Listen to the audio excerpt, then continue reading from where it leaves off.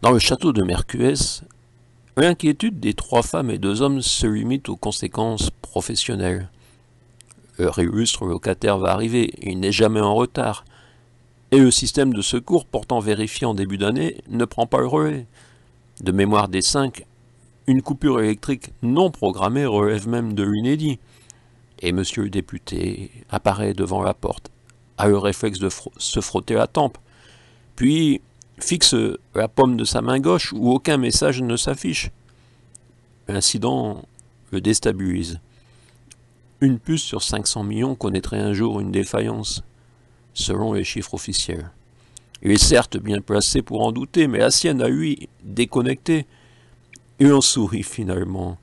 Comme c'est étrange. Radié de la liste des citoyens par le président, on sait bien que c'est toujours possible. La campagne fut heureuse, mais il a reconnu sa défaite, félicité son vainqueur, lui a souhaité tout le bonheur du monde. Non, aussi mesquin, rancunier, imprévisible soit-il, m'éliminer n'aurait aucun sens. Ma disparition susciterait des troubles, une révolte, une indignation nationale et mondiale. Quoique, ils ne vont quand même pas me suicider en m'inventant une dépression de perdant inconsolable. Restons calmes. Pourtant, un tel hasard défrise l'entendement. Il ne se passe rien. Je suis là, et c'est comme s'il n'y avait personne. Rien. Accès refusé sans commentaire, ni musique, ni hologramme d'accueil. Ces traditionnelles photos de la jeunesse footballistique de son lointain ancêtre sous le maillot orange de Mercuès Cahors, quand, sous la houlette de leur prodigieux avant-centre, les cadets du millésime 1982-83 remportèrent le doublé championnat départemental coupe régionale, comme l'affirma une de ses biographies. Triomphe, semble-t-il contesté, mais devenu une de ces vérités sur lesquelles plus personne ne s'interroge. Et eux, ils font quoi? Que signifient ces signes d'impuissance, ces bras agités des jeunes accompagnateurs? Le monde deviendrait-il encore plus fou? Il n'y a plus qu'à attendre. Toute tentative de fuite serait inutile. Et pourquoi fuirais-je? Je n'ai rien à me reprocher. Les satellites vont détecter un humain non identifié et envoyer la sécurité nationale. La patience est notre grande vertu, prétendait déjà ce cher Thomas. Ah, Thomas, à l'origine d'une dynastie, quelle ironie! Lui, tellement virulent contre les héritiers, les clans et les soumis, comme le sort s'amuse de nos pensées et engagements, nous luttons pour une chose et finalement, nous laissons le contraire, ou presque. Ah, mon pauvre utopiste! Tant de livres refusés, de candidatures impossibles ou invisibles. Et soudain, le loser triomphe, nouvelle coqueluche médiatique. L'engouement d'un pays pour un court roman dans une vallée de pauvreté suffisante et harmonieuse. Hier encore, il est resté scotché toute la soirée devant un écran avec cette vieille histoire. Tu cherches quoi dans ces documentaires? Tu les connais par cœur, lui avait demandé sa tendre et chère Eva. Aucune réponse ne lui était venue. Finalement, il avait murmuré « D'où je viens ?» Et elle s'était levée contre lui, regardant ensemble l'épopée du premier prix Goncourt, avoir ignoré sa distinction. Quel destin de s'éteindre sur le caveau de sa chère Rose 1 heure avant l'attribution. Ton cœur arrêté, notre amour éternel, lui avait écrit le sacré bonhomme. Alors que les sondages le donnaient déjà quasiment à égalité avec le député sortant pour les législatives de mars, et la vague d'émotions nationales.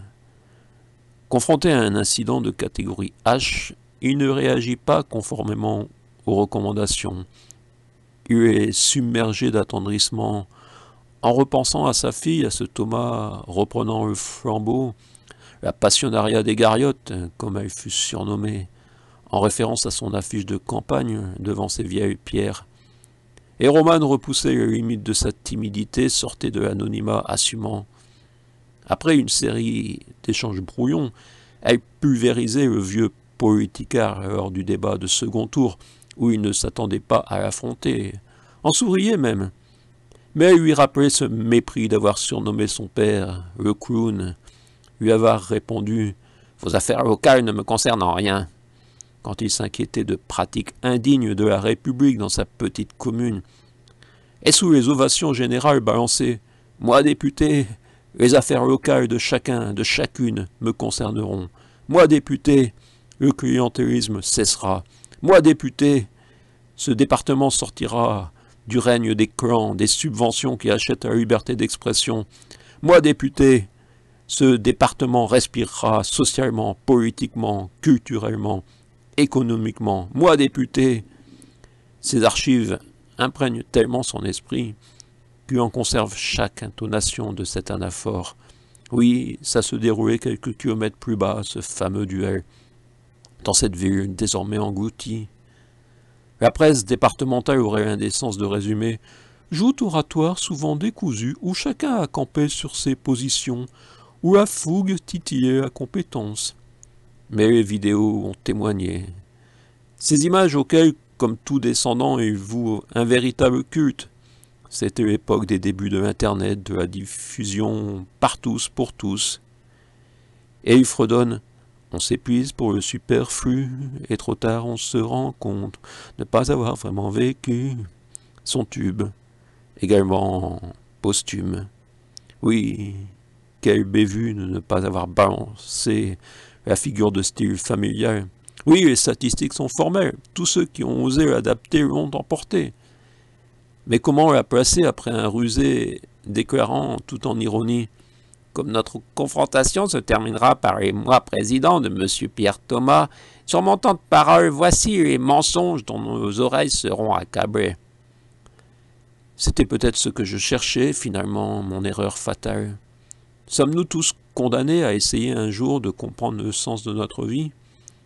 Est-ce l'âge si depuis quelques mois, régulièrement, tout cela s'agite en moi? Comment peut-on déjà avoir 40 ans? Comment peut-on déjà être aussi vieux? Tout cela fait de nous une famille de légendes. Tout cela me donne des responsabilités déontologiques et culturelles. Mais n'ai-je pas un peu égaré cet enthousiasme pour l'égalité, la dignité humaine? Je ne serai qu'un élément de transition, j'ai perdu, oui. Et c'est fini. Adieu, vos vaches et le troisième mouton. Notre parti doit se donner un nouveau leader, dynamique, faire confiance aux jeunes, préparer l'avenir. Même si notre jeunesse manque cruellement de maturité, de référence, trop de distractions, trop peu de littérature, d'histoire. Le fiston me répondrait « Attention, tu causes comme un vieux con ». La réalité le sort de sa rêverie. À l'intérieur, les 5 tentent de fracturer portes et fenêtres avec des chaises. Un édifice pouvant résister en tout point aux armes les plus perfectionnées. Serait-ce un jeu? Encore une mise en scène de son farfelu oncle? Il y a de tout dans cette tribu, il sourit. Il croit vraiment nécessaire de me distraire, ce cher Édouard. Sinon, pourquoi aurait-il tant insisté? Ah oui, sa grande expérience sur l'énergie électrique. Le prix Nobel ne lui suffit pas, il veut illuminer notre siècle. En attendant, les plombs sautés, comme chantait Arletty. Décidément, il alterne inquiétude et insouciance. Au secours, la cyclothymie revient. Ou serait-ce un début de sagesse? Oui, on peut vivre joyeux en ayant abandonné toute ambition d'accéder à la fonction suprême. Tous les rêves ne méritent pas d'être exaucés, il suffit de relativiser.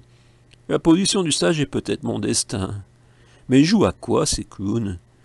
Ils miment des personnages confrontés au manque d'oxygène, puis ils s'effondrent, sans vie, ou comme de macabres et merveilleux acteurs.